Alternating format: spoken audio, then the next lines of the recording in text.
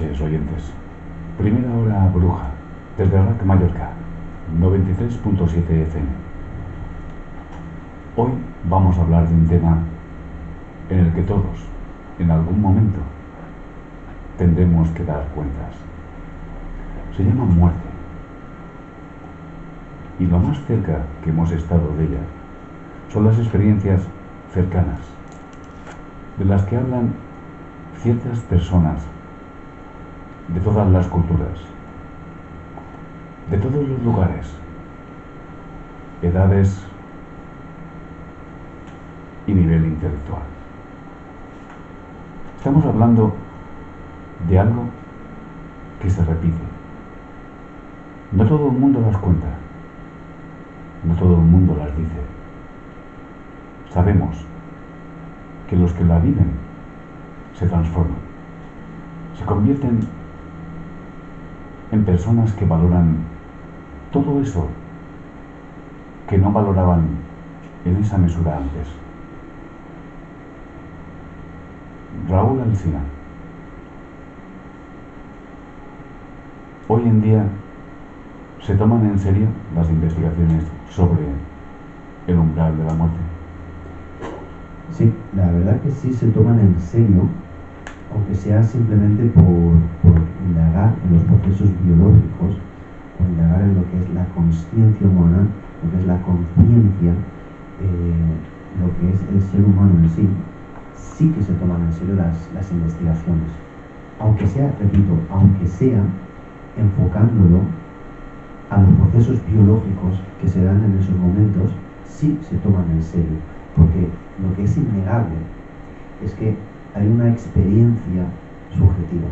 Es decir, las personas no se están inventando nada. Las personas que han tenido paradas cardíacas, que han estado clínicamente muertos y han sido recuperados, cuando cuentan sus experiencias, están contando una experiencia que para ellos ha sido real. Es decir, es una experiencia subjetiva que,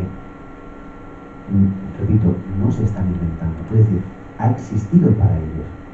Si ha sido por el cóctel de medicinas, si ha sido por una respuesta fisiológica, si ha sido por un proceso de anoxia o hipoxia, si ha sido un proceso, digamos, más allá de lo que pueda explicar la ciencia, ha existido. Yo quisiera dar las buenas noches a todo el mundo con una frase que leí en un libro de ciencia.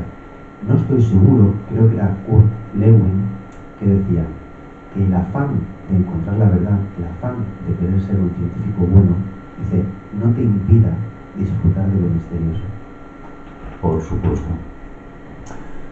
Nicolás. Hola, buenas noches. Tú que eres un hombre de mente despierta, ¿hay algún caso que quieras resaltar para empezar de experiencia cercana a la muerte? Sí, voy a empezar con un caso que es de los más impresionantes. De un profesor de física que sufrió tuvo una experiencia cercana a la muerte, y él cuenta que llegó al final del túnel, ¿no? Tuvo una parada cardiorrespiratoria, y en una de las fases de lo que se considera la experiencia, que es este momento en el que se ve tu vida como a través de una película, ¿no? Como si una película se tratase, donde te aparece un ser que, independientemente de la religión que profeses, te muestra todos tus aciertos y todos tus errores. Pues el profesor de física, que se había recibido muy joven, por cierto, relataba que este ser le señaló todos sus logros académicos y materiales, ¿no? Y que él, tuvo un pequeño momento de lo que él logra recordar, ¿no? De cuántas cosas había logrado en la vida, pero que al final, al ser angélico, no le importaba eso. Solo le preguntó si había aprendido a amar. Entonces el tío volvió volvió con una percepción de lo que es la vida totalmente distinta, ¿no? Que al final, la vida se trata de amor. Así es. Tal vez el mensaje más importante que uno deja atrás cuando está a punto de marcharse es ese último pensamiento, ese último latido en las personas que amas. Yo recuerdo un caso personalmente que es fantástico. Es una de las pocas pruebas que puedes decir más o menos empíricas de que esto está pasando. No es un cuadro estadístico que dices, no, es que hay un 16% de las personas que tienen una parada cardíaca en el hospital de Ámsterdam que se ha detectado que han expresado una experiencia de ese tipo. No, estamos hablando de una mujer que era profesora de música y concertista en Estados Unidos, que tenía un tumor cerebral casi imposible de operar. Solamente un equipo armado con el mejor y más moderno sistema de operación decidió operarlo. Pero para ello tuvieron que hacer varias cosas. Una, pararle el corazón. Dos, enfriar su cuerpo. Tres, drenar toda la sangre que había en su cerebro y así poder operarlo. La cuestión es que tenemos a una persona que está muerta clínicamente y que relata toda la operación, que describe todo el instrumentaje y que incluso es capaz de decir lo que pasaba alrededor del quirófano. Esto está documentado y los médicos de ese hospital impactados. Luego os contaré otro que os llamará la atención. Raúl, hasta el día de hoy, laboratorio de psicología, ¿qué sabemos? Como te decía Tony, estas experiencias son experiencias que existen desde el momento que una persona las vive. Es decir, no sabemos las causas, evidentemente algunas personas pueden inventárselo, pueden dulcificar el proceso que vivieron a través de inventarse una experiencia, digamos, paranormal o extrasensorial. Pero en el momento que alguien, como comentaba Nicolás, alguien tiene una experiencia en la que ve algo, en la que siente algo, en la que vuelve cambiado, entonces ha sufrido una experiencia de manera consciente. El problema es que no podemos replicar este proceso como queramos. Había una película muy buena de los 80, porque en el cine, en los 80 el cine alcanzó su apogeo, que se llamaba Más allá de la línea o algo así, en la que un grupo de experimentadores causaban la muerte clínica a una persona y tras unos minutos la recuperaban y querían ver si estas personas se habían visto o no. Estas experiencias cercanas a la muerte, yo como te decía, a un lado tenemos la ciencia y al otro tenemos el disfrute con lo misterioso.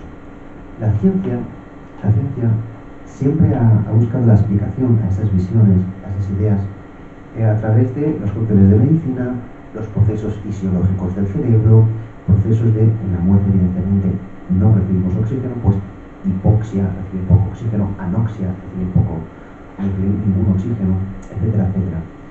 Pero, sin embargo, hay hechos que se escurren entre las manos de la ciencia, como por ejemplo, este es un dato que existe, este es un dato real de los manuales de ciencias sociales, que dice, en las experiencias cercanas a la muerte, de los europeos, los occidentales, suelen ver un túnel con luz al final. La ciencia siempre había dicho, este proceso es muy similar a una asfixia. Si tú dejas a una persona sin oxígeno, la luz que ve se va apagando y se va concentrando en el centro del campo visual. Y eso es un proceso fisiológico real que existe. Si yo me estoy quedando sin oxígeno, la luz de mi campo visual se va acotando y al final es un puntito en el centro de mi campo visual. Muy bien, eso es un dato científico. Pero hay otro dato más. Dice, los occidentales ven esto. Dice, pero es que en Japón y otros países orientales, sobre todo de tradición budista, en sus experiencias cercanas a la muerte, ven un campo de cerezos en flor. ¿Cómo explicas eso? Bien, eso sería la interpretación. Pero escucha, te voy a contar yo un caso ahora de una mujer que dejó anonadado al profesor Van Lin del hospital de Ámsterdam. Resulta que era ciega de nacimiento, tuvo una parada cardíaca y esa mujer fue flotando por encima de la ambulancia, viendo por primera vez. Llegó al hospital y cuando fue reanimada empezó a explicar cosas que solamente alguien que ve puede explicar siendo ciega de nacimiento. Como por ejemplo que le llamaba la atención la goza de colorines que llevaba el enfermero, o que por primera vez había podido mirar la forma real de aquel anillo de casada que tocaba continuamente con sus dedos, de cómo eran los campos que había durante el transcurso de llegada al hospital. ¿Cómo explicaría eso la ciencia? Por eso decía, como los japoneses ven un campo de cerezos en flor, hay cosas que la ciencia no puede explicar en estos casos. Ojo, la ciencia, porque resulta lo siguiente, la ciencia no tiene todas las respuestas. La ciencia lo que tiene es el método, ese método científico, para llegar a ellas, pero no hemos llegado a todas las respuestas. Seguramente todos los que estamos aquí nos quedaremos, en nuestra experiencia cercana a la muerte, nos quedaremos con más preguntas que respuestas, evidentemente. Por eso yo decía, la ciencia, por un lado, tiene hipótesis sobre lo que sucede y tiene algunas corroboradas, como la falta de oxígeno que produce esa visión en túnel. Pero hay otras experiencias que no puede explicar, como la que tú acabas de comentar. Si fue real, no lo puede explicar la ciencia. Podríamos, en un acto de intentar ser muy estrictos o más papistas que el Papa dentro de la ciencia, podríamos decir que son cosas que oyó y a las vuelve a relatar. Podemos buscar mil explicaciones. Ahora, si esta historia es verdadera, entonces va más allá de la ciencia, porque es que ni siquiera es el campo de la ciencia. No lo puede explicar la ciencia porque no es su objeto. No es el objeto de estudio de la ciencia, este tipo de sucesos. Yo os diré que hay un psiquiatra que era lo más positivista y empirista que te puedas imaginar y que defendía a rajatabla en programas de televisión como Cuarto Milenio y programas de radio como Tercer Milenio. Defendía que la ciencia podía explicar a partir de los cambios fisiológicos que se producen en el cerebro todos estos fenómenos. Entonces hay un experimentador que ha creado un casco que a través de campos magnéticos que genera en él, a través de unas bobinas que tiene incorporadas, puede hacer que tengas la experiencia transcorpórea, que salgas de tu cuerpo. Y ese psiquiatra, todo valiente, dijo, pues yo me voy a poner ese casco. Yo voy a tener esa experiencia. ¿Te creerás que cuando tuvo esa experiencia no lo entendió para nada como una alucinación provocada por inducción de campo magnético? Y que actualmente está viajando por todo el mundo recopilando información, especialmente en niños, que es algo que me interesa mucho, de experiencias cercanas a la muerte. Sí, lo creo. De hecho, uno de los caballos de batalla de la neurociencia son estas estimulaciones transcraneales, a veces con electrodos introducidos. Incluso uno de los últimos avances, entre comillas, se estaba experimentando con una mujer que tenía epilepsia y estaba recibiendo estimulación transcraneal. Sin querer, los investigadores empezaron a estimular unas zonas del cerebro que desconectaban la conciencia de la persona. Y cuando se dieron cuenta le dijeron, vamos a probarlo. Le hacían chasquear los dedos o decir la palabra casa continuamente. Y a la vez pulsaban el botón que daba corriente eléctrica. Los vídeos, las descripciones de los científicos dicen, esta persona poco a poco iba hablando más lento, más bajo, hasta que se quedaba en una especie de estado de sopor, con la vista perdida, y desconectaban la conciencia, apagaban la conciencia de la persona seguía respirando, decían que un estado de una relajación absoluta, pero no era consciente, no tenía conciencia en ese momento. Lo que tú dices, la estimulación de áreas del cerebro puede provocar absolutamente de todo. Puede provocar absolutamente de todo si tenemos en cuenta que el cerebro, un ente biológico, es la base de todas nuestras experiencias conscientes de nuestra vida interior, de nuestras ideas, sentimientos, etc. Entonces, con estimulación eléctrica o incluso química, tú puedes provocar cualquier reacción. De hecho, este es uno de los últimos que he leído, pero es que hay otro que me ha gustado mucho, es una píldora para generar compasión. Las personas que toman esa píldora automáticamente sienten compasión y se vuelven buenas personas. Dije, esto es una esperanza. Ahora, este psiquiatra no lo viviera de esta manera y buscara información, a mí me parece estupendo por lo que yo he dicho. Hay que ser científicos porque la ciencia tiene el método para llegar a la verdad, pero no te ha de impedir disfrutar de aquello que es misterioso, disfrutar de aquello que no llegas a comprender con la ciencia. Muy bien, y Nicolás, más casos. Cuéntanos cosas. Más casos, pues ¿creemos en las experiencias cercanas a la muerte o no?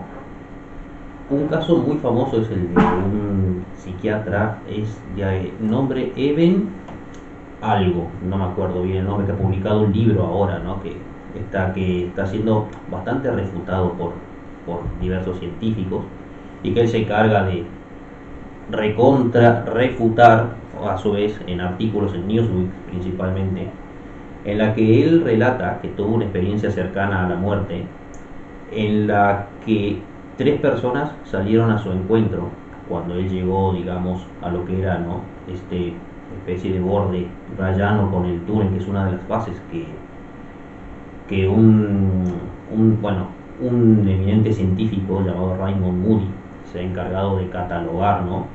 Una experiencia cercana a la muerte, según él, consta de 9 fases. Y bueno, cuando él llegó, se encontró con 3 personas que salían a recibirle.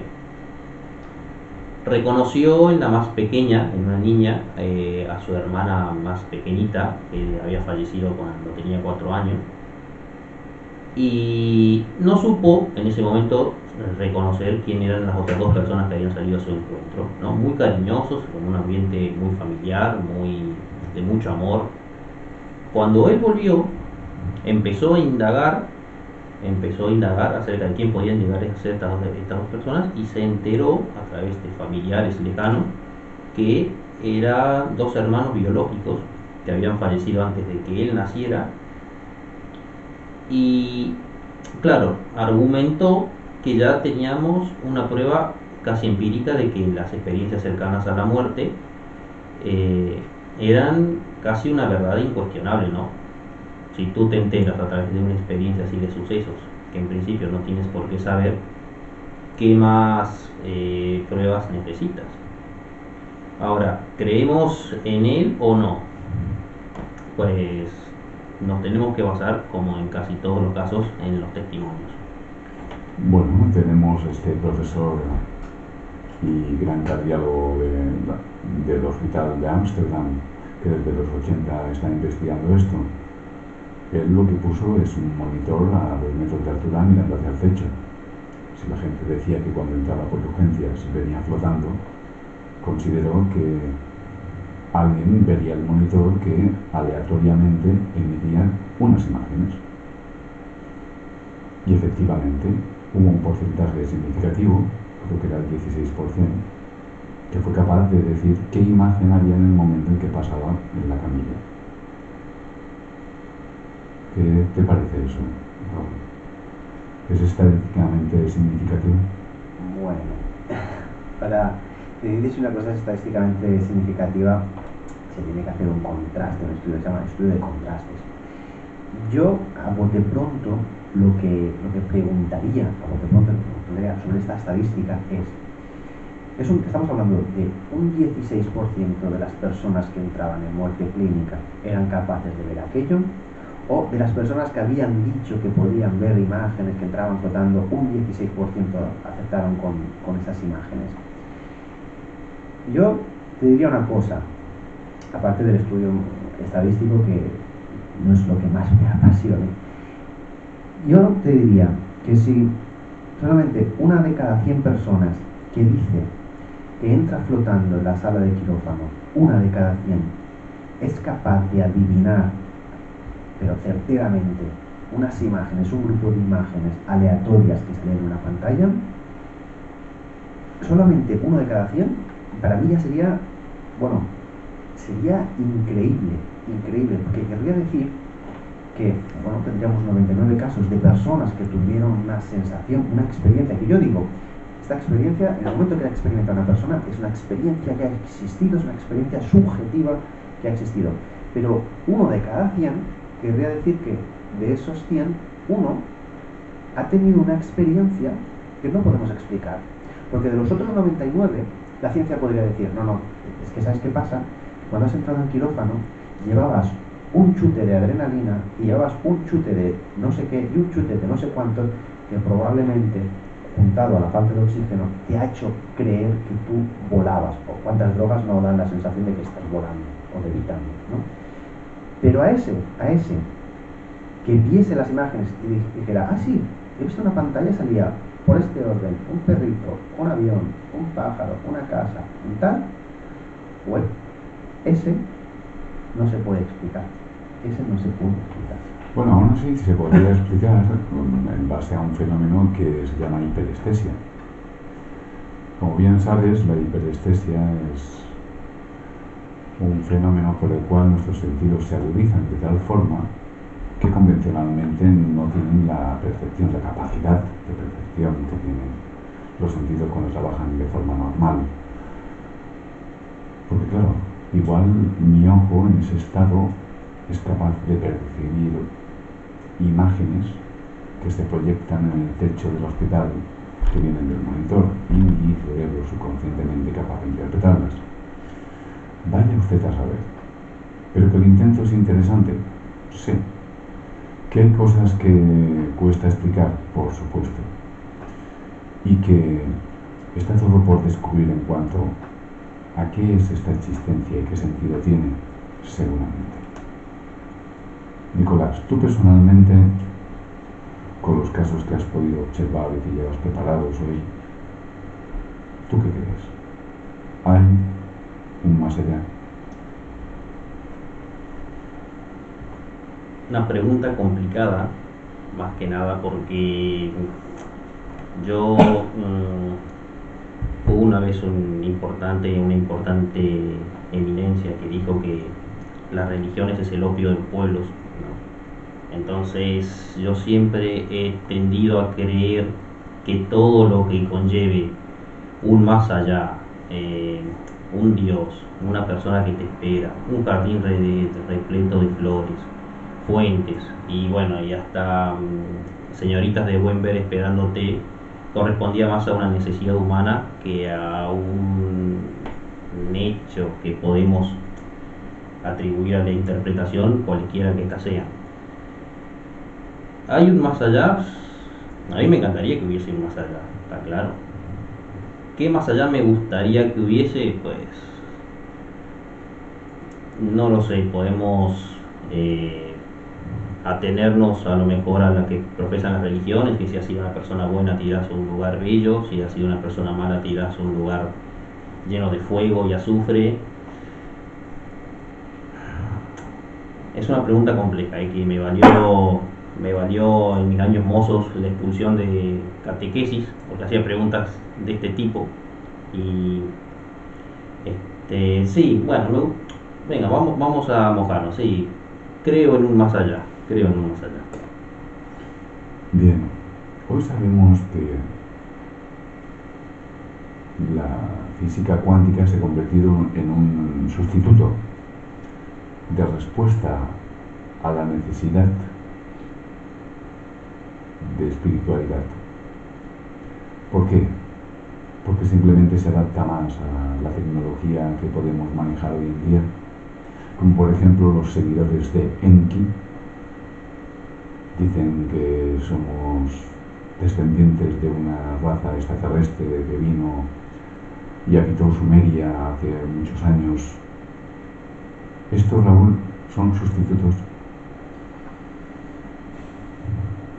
Las investigaciones últimas y más serias sobre el ser humano parecen apuntar a que tenemos una necesidad espiritual programada genéticamente. Es decir, tenemos que llenar los vacíos de conocimiento para dar sentido a nuestra existencia y para tener cierta seguridad.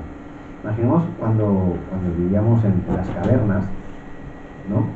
Y los hombres empezaron a controlar un poco el tiempo, es decir, sabían cuándo llegaban las reses, sabían cuándo iba a surgir la cosecha, etcétera, etcétera. Ese conocimiento cierto les genera una cierta seguridad. Si viviéramos en un mundo incierto, donde no sabemos cuándo van a surgir las plantas, ni llegar las reses, ni llegar el autobús, generaría una ansiedad que es que no podríamos ni vivir. Entonces, parece que esa parte nuestra espiritual viene a llenar aquellos huecos que no somos capaces de explicar, porque nos da seguridad y calma la ansiedad.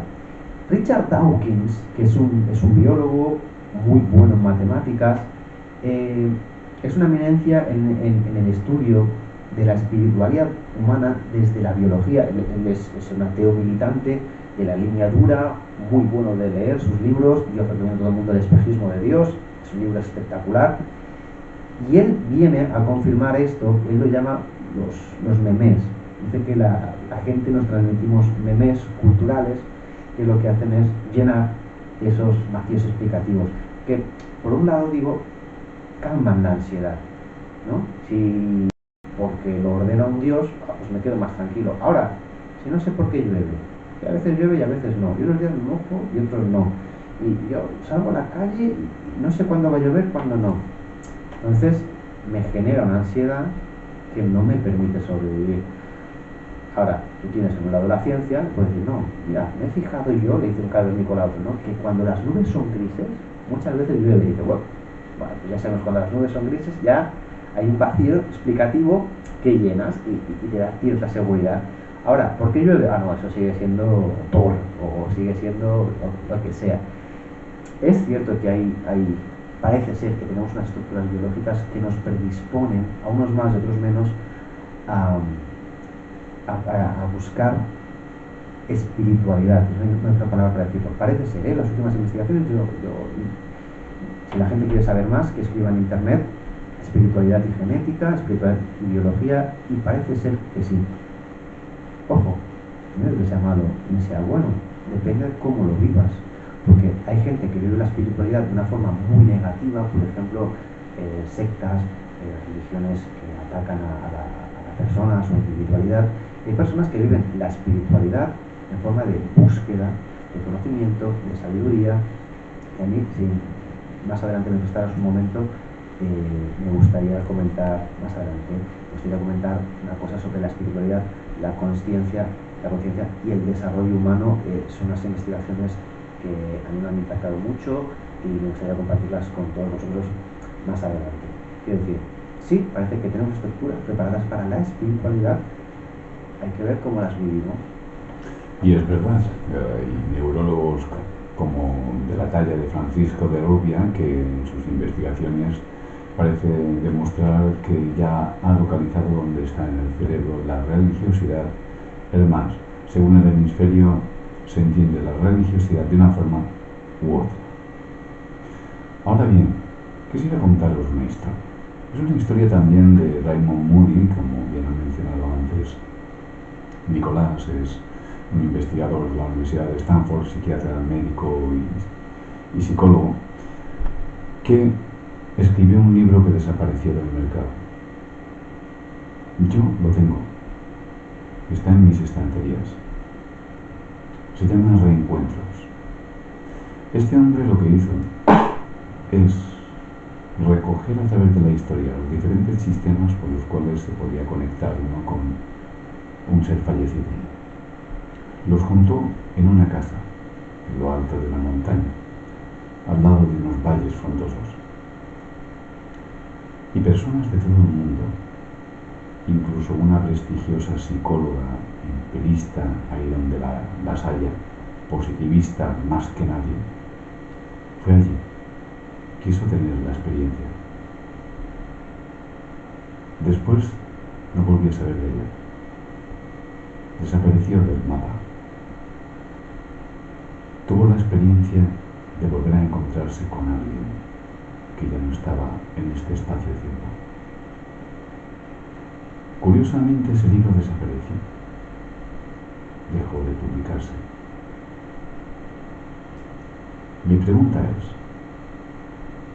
¿alguien quiere saber eso? ¿Alguien quisiera descubrirlo? Me comprometo a enseñarle el camino, tanto a los presentes como a los que estáis ahí. He dicho enseñaros el camino, mandarlo por vosotros. Pero si queréis, aquí estoy. Nicolás, ¿tú has tenido alguna experiencia familiar, algún amigo o personal cercana a la muerte?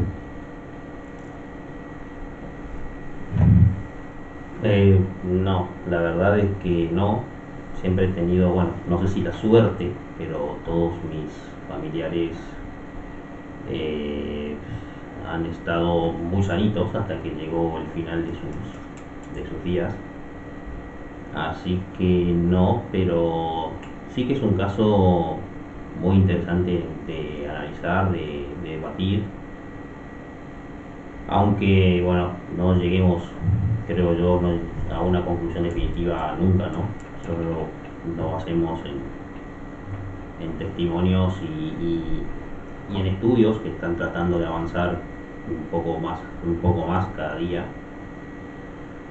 Aunque, claro, un estudio es siempre desde una perspectiva más terrena, ¿no? Más tratar de averiguar si el cerebro sigue funcionando o no, o si el corazón cuando dejó de latir, etcétera, ¿no? Pero bueno, yo por mi parte no he tenido conocidos o amigos con experiencias.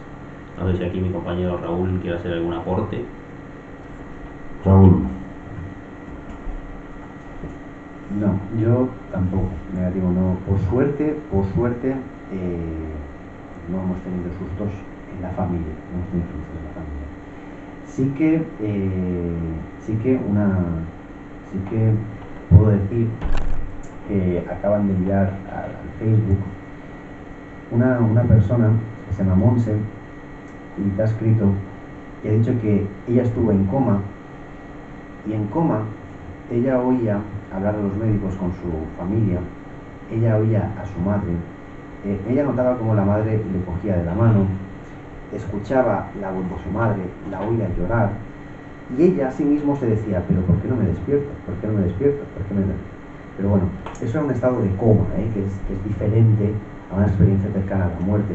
Hoy en día se sabe muy bien que las personas en coma perciben, hablan consigo mismas, se sienten como adormecidas, luchan por moverse, pero simplemente no pueden. Es un proceso biológico que hoy en día se conoce. Por eso recomiendan mucho que a los familiares, a las personas que tengas en coma, las vayas a ver, les hables y les estimules, porque le estás haciendo bien y les estás ayudando a que superen un estado de coma. Yo, por fortuna, ni he tenido experiencias cercanas a la muerte, ni mis familiares, por suerte, han estado, como decía Nicolás, cerca de la muerte. Estuvieron muy sanitos hasta que, desgraciadamente, llegó el fin de sus días, ¿verdad? Otro suceso inexplicable con respecto a esto que comentaba Raúl recién era que cada vez se están dando más casos de familiares o de personas que acompañan a personas que están a punto de morir y comparten ambas la experiencia de, de una SM, de una experiencia cercana a la muerte. Hasta la persona que está al lado llega a sentir la misma sensación de paz, y hasta se han dado casos de personas que están al lado de un ser que está falleciendo y ven a esos seres queridos que vienen a buscar a la persona que está falleciendo. Otro suceso más inexplicable que añadir. Pues ahora que has dicho esto, Nicolás, yo he recordado una. Es una persona, pasa que no tengo su teléfono y tendría que buscar alguna manera de recuperar cómo contactar con ella. Pero yo lo voy a contar, y si el juez Tony lo da como válido, como experiencia cercana a la muerte, pues lo daremos como válido. Yo salía hace bastantes años, salía con una chica que era enfermera y vivíamos juntos delante de mi trabajo. Cuando ella hacía turno de noche, llegaba a casa a las 8 de la mañana y siempre se metía en la cama intentando no despertarme si daba la casualidad de que yo aún estaba allí, porque solíamos cruzarnos en la calle. Ella entraba a casa después de trabajar y yo salía. Aquel día ella volvió a casa y yo noté cómo se metía en la cama. Ella siempre intentaba meterse en la cama si estaba yo sin despertarme. Se acurrucaba a mi lado y intentábamos dormir un poquito más. Ese día se metió en la cama y cuando se metió en la cama yo empecé a oír sollozos. Y yo lo oía y creo que está llorando. Y le dije, Nuria, digo, ¿te pasa algo? Y me dijo con la voz rota, no me pasa nada. Y yo, venga ya, digo, esa voz, ¿qué te pasa? Y ella rompió a llorar, se giró hacia mí y me dijo, mira, me contó lo siguiente. Ella, como he dicho, era enfermera y trabajaba en la sección de neonatología. Aquella noche, a las 10 de la noche, cuando llegó a Sonuleta, había demasiado personal en neonatología. Le dijeron, mira, vete a oncología pediátrica y que allí falta gente. Y ya se fue y me contaba. Llegué, estaba arropando a los niños para prepararlos a dormir, poniendo la medicación, y me dice, ¿tú te crees? Dice, un pobre niño, dice, me contaba que había sufrido un cáncer, lo había superado, el pronóstico era inmejorable, le iban a dar el alta hoy mismo, me dice, hoy por la mañana le iban a dar el alta. Y cuando estoy arropando, me dice el niño, ¿por qué no podemos jugar más? Y yo le dije, no, porque ya es hora de dormir, hay que irse a dormir. Y el niño me dice, no, yo quiero jugar con aquellos niños. Y le dijo, la que era mi novia por aquel entonces, esta enfermera, dijo, no, dice, no, es que está todo el mundo en la camita ya durmiendo. Dice, no, dice, los que están en la cama no. Dice, los que están ahí detrás tuyo. Y dice, me dice, yo miré atrás, le miré a él y le digo, venga, que están todos en la cama. Y dice, no, dice, los niños que están jugando detrás tuyo, que me dicen que venga a jugar con ellos. Que entran y salen de la sala, y le contaba que estaban con un tren de juguete, que le llamaban, que viniese a jugar. Y él insistía que y me dijo, se me puso la piel de gallina, dice, lo arropé hasta la barbilla, le ajusté al gotero y me fui. Dice, me fui a la sala donde los enfermeros, donde los celadores, etcétera, y hacemos el descanso. Dice, estaba todo el mundo ahí con su cafelito, con su cigarrito, no sé qué, y les dije, ella era la primera y única noche que había trabajado allí y no conocía a nadie. Les dijo, oiga, dice, ¿saben lo que me ha dicho el niño? Y contó lo que le había dicho el niño. Y dice, así como se lo digo, dice, todo el mundo agacha la cabeza. Y les digo, ¿qué pasa aquí? No, nada. Digo, a ver, y ella era andaluza, no tenía cierta gracia, decía, dice, a ver ustedes, dice, que les he contado esto, están ustedes todos mirando para abajo, dice, no me digan que no pasa nada. Y le contó un celador, dice, mira, tú porque eres nueva aquí no lo sabes, dice, pero cuando un niño ve a esos niños jugar, es que no pasa de esta noche, es que esta noche morirá. Y me dije, cuando me dijeron ello, se me puso los vellos de punta, y ya digo, ella era andaluza, y empezó a decirles, porque a mí era muy de arriba, dice, como me estén ustedes jugando una broma, dice, mato a todo, de sus meto fuego, ¿no hay qué? Y empezó a amenazarle, y como me estén jugando una broma, como le hayáis dicho al niño que me haya dicho esto, y me dice, yo todo estoy llorando, dice, ¿tú te crees? Dice, me he pasado toda la noche en vela, cada media hora yendo a mirar al niño. Y me dice, ¿tú te crees que en el cambio de la mañana, cuando hacía el cambio con mi compañera, ese niño se ha muerto? Y empezó a llorar, que no quería ir más con niños. la convencí, digo, mira, si te han dado muy bien, no pasa nada. Se durmió entre llantos, pero yo me levanté con los ojos como platos diciendo, ostras. Sí, es algo que está descrito. Es más, yo personalmente he tenido compañeras trabajando en hospitales que me han explicado sus experiencias personales parecidas de ese tipo. Mi propio padre, cuando estaba a punto de morir, nos dijo, oye, que ya han venido mis familiares a verme y me han dicho que estoy en filas. Efectivamente estaba en filas. También sabemos que hay un biólogo inglés que en los años 80 dio una explicación. Lo que pasa es que no la puede demostrar, solamente la puede observar.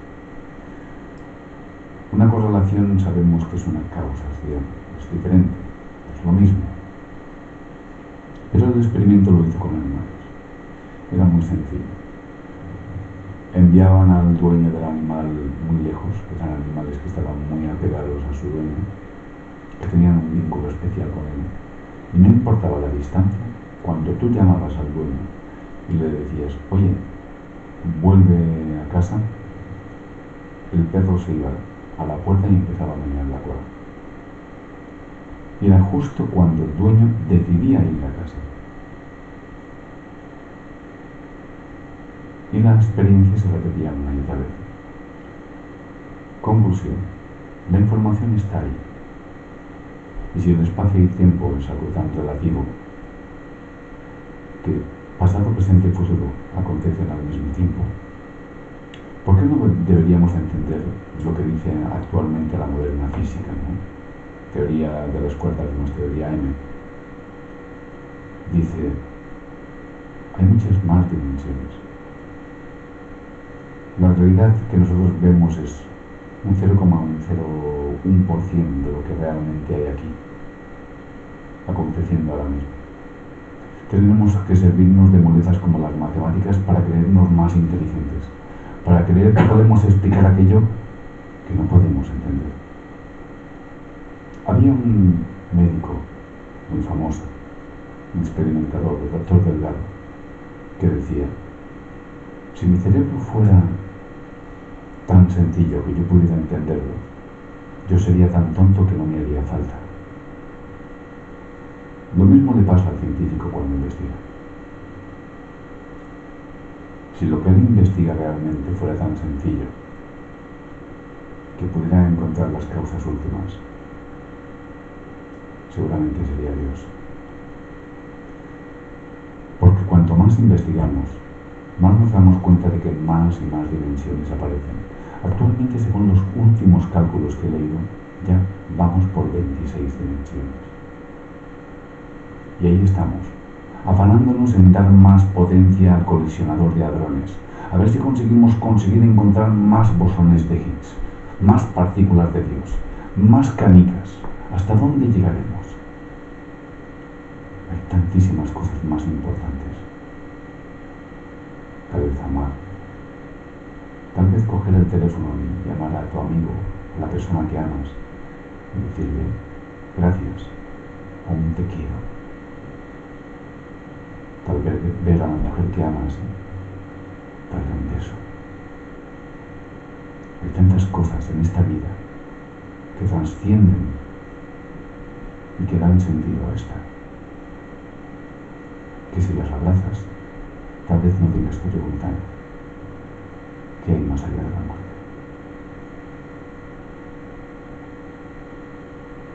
Nicolás, más casos. ¿Hay algo más que te haya llamado la atención? Sí, yo quería hacer una reflexión acerca de esto que has comentado último, porque hay mucha gente que tras una experiencia cercana a la muerte decide replantear su vida, gente que decide que sus prioridades son otras. Y yo muchas veces pienso, ¿no? Sobre todo estos días que he estado documentándome acerca del tema, es, igual una experiencia cercana a la muerte me haría cambiar esto o aquello, ¿no? Y después lo primero que pienso es, no esperemos a tener una experiencia de estas para replantearnos nuestra vida. Cambiemos lo que verdaderamente está en nuestro poder, tratemos de llevar lo mejor posible lo que no podemos cambiar y aprendamos a decir te quiero o a dar un abrazo, que son cosas tan importantes para el espíritu, tan a priori fáciles de hacer, de realizar, y no hace falta tener una experiencia cercana a la muerte para realmente llegar a esto. Démonos cuenta ahora, ¿no? Yo recuerdo las palabras de O-Sensei, el creador del Aikido, cuando decía que mientras estaba trabajando en su jardín tuvo un episodio de iluminación, de conexión con el todo, con el universo, sentirse parte del todo, que coincide justamente con lo que dice el yoga, que todo está interconectado, que coincide en parte con lo que dice la física cuántica, que dice que todo está interconectado. Raúl, podemos entender que estas experiencias nos transforman porque de repente trascendemos a nuestro ego. La ciencia se encarga de dos cosas. Uno, explicar lo que pasa, y dos, explicar por qué pasa lo que pasa, ¿no? Son las dos grandes ramas de la ciencia. ¿Qué pasa? Observar bien la realidad. ¿Y por qué pasa lo que pasa? Un profesor mío de la universidad, al que yo admiro bastante por su sabiduría, por su forma de dar las clases, nos dijo, vosotros venís aquí con 1000 preguntas sobre por qué pasa esto, por qué pasa aquello otro. A veces no es tan importante el por qué. A veces lo que es importante es ver qué pasa. Si observáis bien la realidad y sabéis qué pasa, a veces ya habéis dado por el por qué sin daros cuenta. No es tan importante el por qué. Entonces tenemos que, como que has dicho Tony, hay una parte que yo suscribo, luego para firmaría en un papel, que es que hay muchas personas que tras una experiencia de este tipo cambian radicalmente su forma de vivir y su forma de ver el mundo. Y esto está documentado, eso. ¿Qué pasa? ¿Qué se diría la ciencia? Sí, las personas con experiencias de este tipo cambian radicalmente. ¿Por qué pasa? ¿Por qué pasa? No lo sé. Yo no tengo la menor idea, ni ahora puedo recurrir a artículos que haya leído o nada. ¿Por qué? No lo sé. ¿Qué pasa? Sí, ¿qué pasa? Es un hecho y ya está. Mira, hay experiencias que no tienen por qué ser de carácter trascendental, de carácter de una muerte clínica y haber sido revivido. Pero sí es verdad que recuperar ciertos valores de respeto, de amor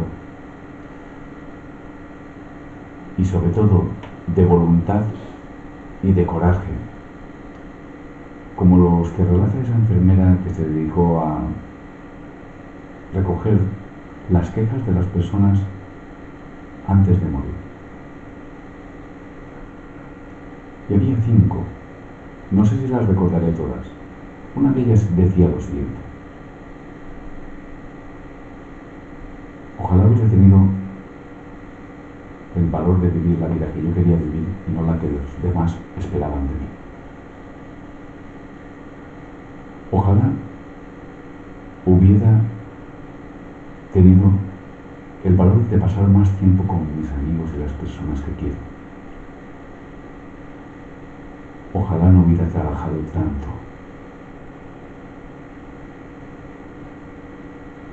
Y de las otras dos no me acuerdo. Pero te diré una cosa.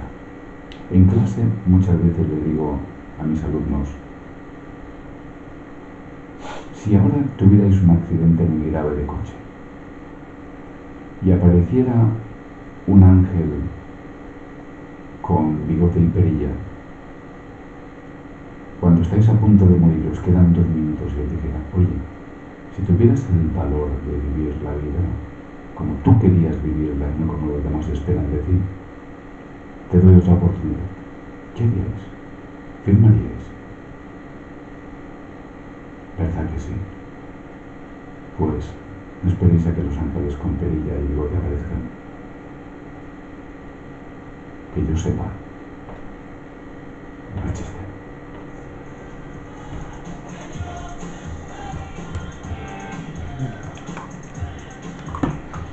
¿Qué tal el epígrafe final? Molt bé.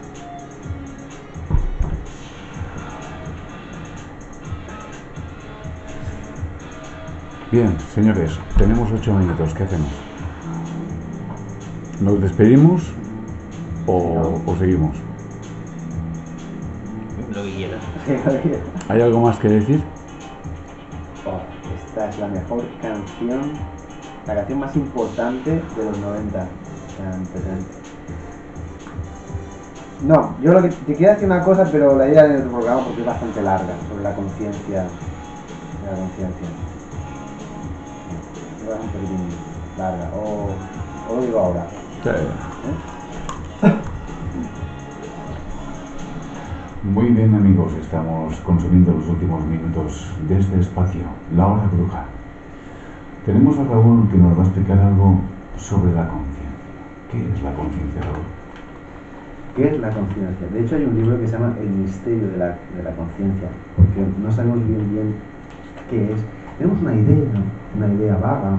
Hay diversas teorías. Hay quien dice que es un proceso de procesos, hay quien dice que no es nada más que una sensación subjetiva del uso de la atención, como Dennett. Él opina que eso de la conciencia no existe, es simplemente percibir que estamos atentos a algo. Hay un científico, Tony, que especialmente te gustará mucho, es Penrose. Penrose opina que no estamos buscando la conciencia donde deberíamos, dice, porque nos estamos centrando en algo demasiado grande como son las neuronas. Dice, hay que ir a las estructuras más pequeñas de las neuronas para entender dónde nace la conciencia. Sea como sea, todo el mundo tenemos una sensación, una idea vaga de lo que es la conciencia, ¿no? Es decir, percibir que somos conscientes de algo. Es decir, yo mi conciencia hablo conmigo mismo, es decir, sé que estoy pensando, sé por qué estoy pensando en esto, sé en qué pensaré, hago planes, presto atención a lo que siento, a lo que veo, etcétera, etcétera. Yo quería compartir con todo el mundo unas aportaciones muy interesantes en el estudio de la conciencia, porque las experiencias cercanas a la muerte, como decía al principio, existen desde el punto de vista de que una persona las ha vivido, las ha sentido reales y luego nos las ha contado. Para esa persona, sea una experiencia fisiológica o sobrenatural, da igual, para esa persona ha existido, porque es una experiencia subjetiva que ha sido consciente de ella. Él la ha vivido, él la ha oído, él la ha visto, etc. Repito, sea lo que sea, es una experiencia. La conciencia, yo quería aportar con un dato que a mí me gusta mucho dentro de la ciencia. Hay investigadores que dicen que la conciencia se desarrolla con nuestras experiencias, ¿no? Y podemos desarrollar más o menos conciencia sobre un campo o sobre varios. Hay un autor muy polémico, ha sido muy contestado, que él dice, a base de estudios arqueológicos e históricos, él dice, las personas que vivieron hace 3.000 años, yo dudo que fueran seres conscientes, dice, simplemente fijaos en lo que nos han transmitido. Dice, son personas que se guiaban por voces que oían en la cabeza, por pájaros que dejaban embarazada a una mujer. Dice, estas personas no podemos decir que tuvieran conciencia, no existe desconocimiento. Ahora, yo lo que quiero transmitir para vosotros dos y para todo el mundo que nos oiga.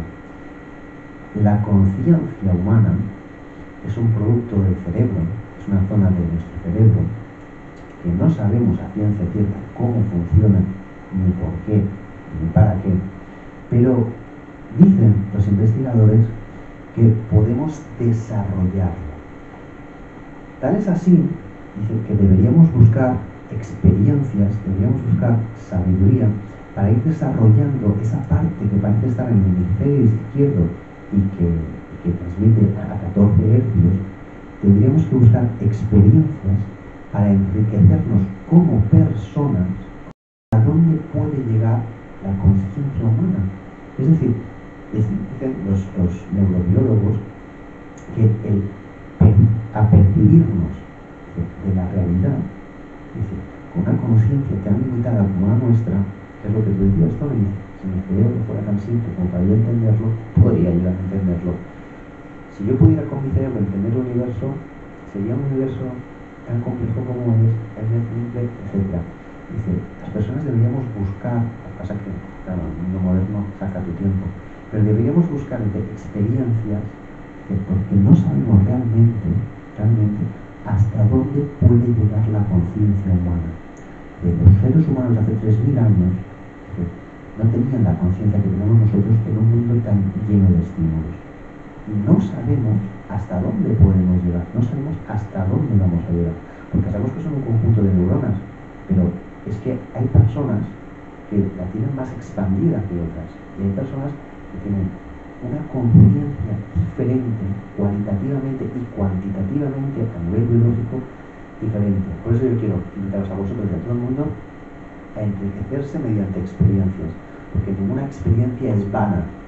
Todas las experiencias tienen su correlato neuronal que luego se transforma en una forma de vivir, de pensar y de sentir diferente, cualitativa y cuantitativamente diferente. Ahí está. Emergen realidades de cosas diferentes. Porque el pensamiento no se parece a las neuronas. Y evidentemente las neuronas no se parecen tampoco a los elementos atómicos que las componen. Es una realidad que va emergiendo una de otra. Ha sido un placer estar aquí con Raúl. Raúl, muchísimas gracias. A ti, don Iván. Con Nicolás, gran amigo, gracias. A ti, Tony, buenas noches. Y os esperamos el próximo jueves a las 23 horas, hablando de la hora bruja, de esos temas que son un poco molestos a veces, otras veces apasionantes para vosotros. Estamos aquí para serviros, y si queréis comentarnos o que hablemos de un determinado tema en el próximo programa, solamente tenéis que escribirnos, como bien sabéis, a nuestro Facebook o al 610-046-100.